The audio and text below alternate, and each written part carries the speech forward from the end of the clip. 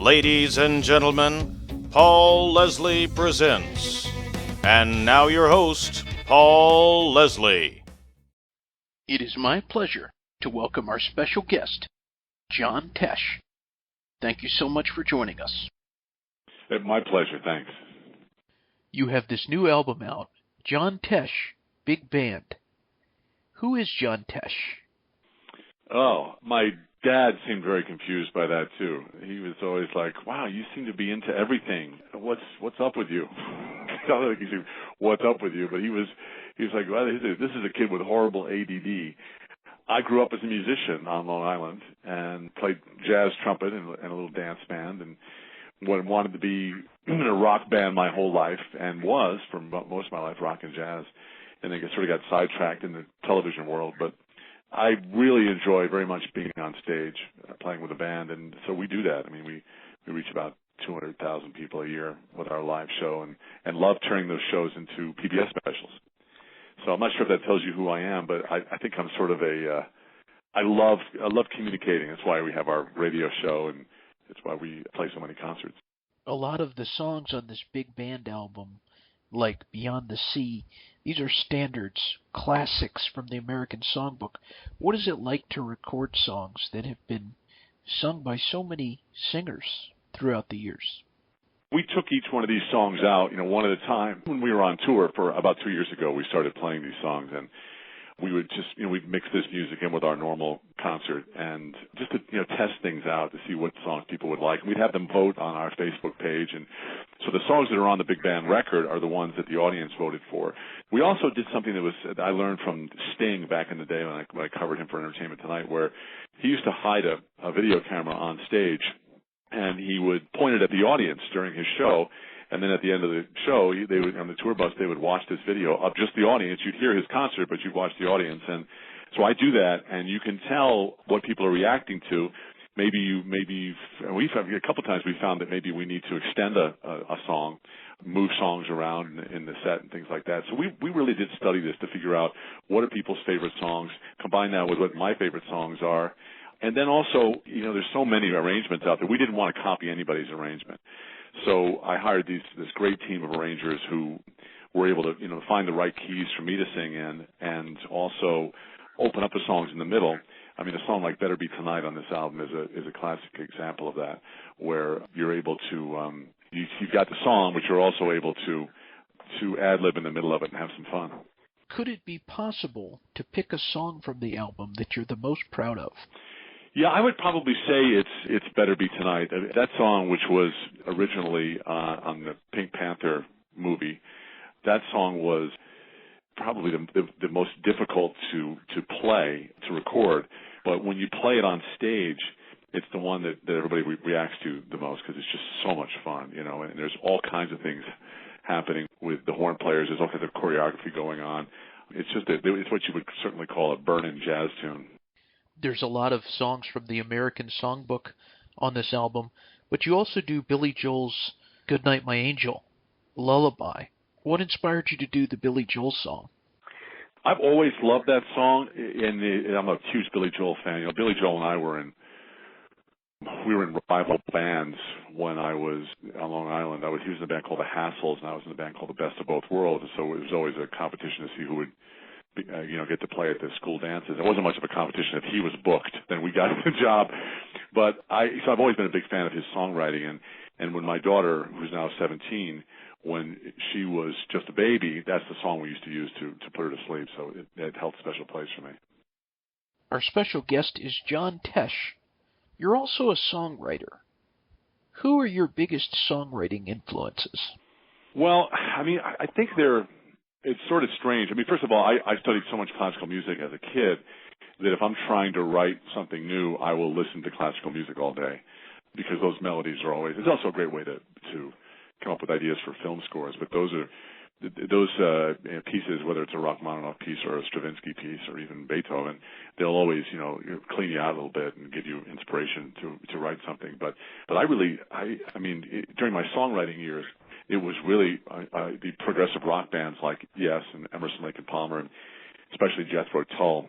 I really like that complicated music. I like the complicated time signatures. And if you go back and look at some of my early sports themes like the Tour de France and Tour de France the early years, there's a lot of that stuff. You can hear those influences in there with sort of contrapuntal treatments and also all of the odd instruments like a violin playing in unison with electric violin playing in unison with a saxophone. So those guys, and they end up becoming friends of mine, John Anderson and Emerson and Chris Squire.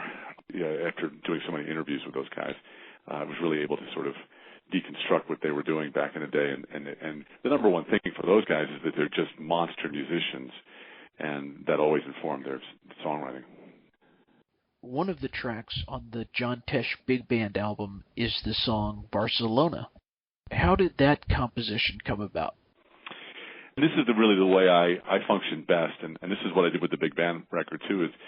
Is I like getting a whiteboard out and writing down on that board the release date on the record. That's the first thing I'll do, and then I'll start writing down songs that I want to record or ideas for songs, and that's what happened with Barcelona, where in the 1992 Olympics, I knew that I was going to be one of the hosts, and they said, "Would you like to contribute a piece of music to it?" So what I did was I got video, VHS back then, video of previous Olympic games, and just sort of kept it on in my studio all the time while I was playing piano and watched that footage, especially of ski racing and track and field and the quicker events. And so that the tempo of that song, which is I guess about a 135, and the movement in it is it really you can pretty much put any piece of Olympic video on there, and it'll work for Barcelona. In fact, there are quite a few figure skaters from the United States and also from Russia who have used the song to skate to. So it was really just inspired by watching so much Olympic footage. Our special guest is John Tesh. He's talking about his album John Tesh Big Band. Tell us your recollections of writing the song Give Me Forever I Do. Yeah, that song was an old friend in Carter Cathcart, who is this great songwriter. He lives in New Jersey now, and we were in New York together, and we used to get together at least once a week and bang out ideas. And that was a song that existed in a different form that he had written. And then he and I and a guy named Junie Morrison and also James Ingram got together, and we started coming up with a different way to approach the song. Wrote a second verse to it. But we really were that's another one of those appointment situations that like writing for a Broadway show or something. We wanted to write the ultimate wedding song, and it ended up being my wedding song 20 years ago. And I like if you stick me in a room with somebody and I'm contributing my ideas, and for example James is contributing his, I'll always end up writing something in 6/8. I love the waltz tempo, and that's where that song comes from. And the whole idea was that it would be, a husband and wife dancing at their first dance at their wedding. There's another song on there that you wrote, Spanish Steps. What inspired that song? Well, I live in an Italian family. I am not Italian, but everybody else is in my family. And we live in an Italian lifestyle, lots of great cooking and lots of family around. And we travel to Rome and to the Amalfi Coast quite a bit. And so I was looking for a song for the Avalon record, and when I was late night, it must have been like midnight in Rome, and there's this place called the Spanish Steps, and they are steps, and there are always kids there with their acoustic guitars and their flutes and saxes, and they're all sort of singing, and they're all collaborating with each other. Usually students that are on a student trip. And there's just an amazing amount, a cacophonous amount of music, and there's also dancers, they're flamenco dancers, whatever that are there. So this song was really a tribute to that, and I wanted to put some of my original songs on there, but wasn't sure, what to do. And so when we picked Barcelona and Spanish Steps, we thought, let me just see what the arranger can do with this. And I know those songs don't really swing, but it's fun to hear the horns play on those. Our special guest is John Tesh. I want you to tell us about your experiences with Yanni. At one point, you had joined his band. What did you take away from that experience? Yanni he and I met when I was working for CBS Sports as a composer, and I was writing music as fast as I could, and then we were using some songs from Mannheim Steamroller and also from the Yanni Keys to Imagination, which is, if you don't have that record, it's an amazing record. It's an all synthesizer orchestral record. And so I said, hey, why don't I just go see this guy? And we became fast friends, and ended up playing volleyball every Sunday together, and hanging out until he ended up moving to Florida. But he was trying to put together his first band. I mean, he played in a band for years, but his first band to tour with these new album releases. And so he's running around, he's auditioning this person and that person and this person. I said, hey, and I was working at Entertainment Tonight at the time. I said, hey, I'll be your second keyboard player if you want. He goes, really? You would play behind me? You would play behind me, John? And I said, sure, absolutely.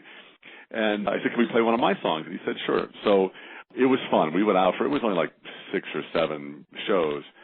It was great because it's challenging to play, especially his music is, there are a lot of parts. So he writes music orchestrally.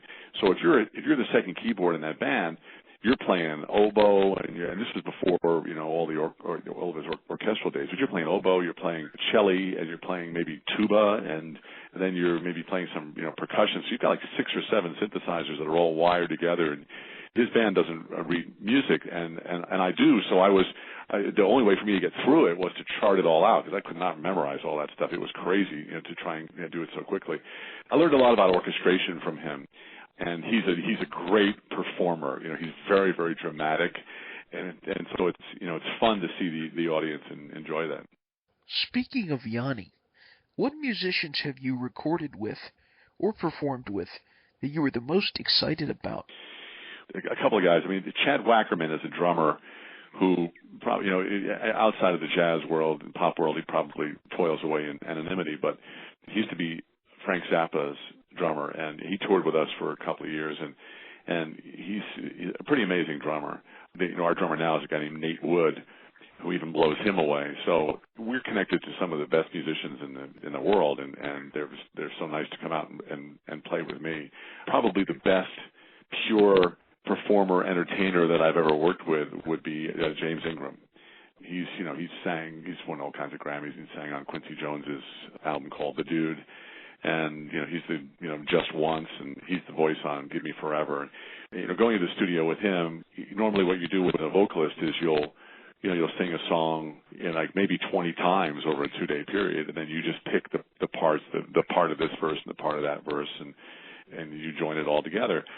James comes in and he sings once, and it's perfect. I mean, perfect. It couldn't have been any better. And so we're like, okay, we're done. And he goes, no, let me do some more. So he sang that song 5 times, and we spent the rest of the day, another 5 hours of the day, trying to figure out which take to use. That's just an example of what it's like, first of all, to have pure talent. But, he learned everything he learned from Quincy Jones, because he'd spent so much time in the studio with him, and also, co-writing songs with Michael Jackson. At that level, working with somebody like that is pretty amazing. Our special guest is John Tesh. You have your own syndicated radio program and a career in television. What attracts you to communicating with the masses? I think that at the baby boomer level, you really want to be relevant, and that's why you'll see so many baby boomers who will not fade away, who will not end up retiring. And so what the radio show gives me is an opportunity to be relevant during the week and to be on the air for 5 hours a day, talking to people and speaking into their lives, connecting them to really good information. We think of ourselves as curators on the Intelligence for Your Life show. And then on the weekends, I get to go out and do what really for most boomers would be a dream job, and that is to play live. It's a great combination for me. What is the best thing about being John Tesh? Being made fun of. I enjoy that, and people are pretty good at it. If you want to see the ultimate send-up of me, then just Google the words, When Tesh's Attack. That is a spoof that on the Animal Planet that Conan O'Brien did years ago, and it's pretty funny. I enjoy being, I mean, if there's good writing and there's some effort that was put into it, I enjoy being a part of any spoofs on me. When people tweet, hey, John Tesh sucks. It's like, oh, thanks. That's terrific. Nice job. It's like, put a little more into it, will you? I've been spoofed by the best. If you look at my life, and you look at the opportunities I have, and you look at some of the screw ups that I've made, and you have a really good look at me, and then really good look at my wife.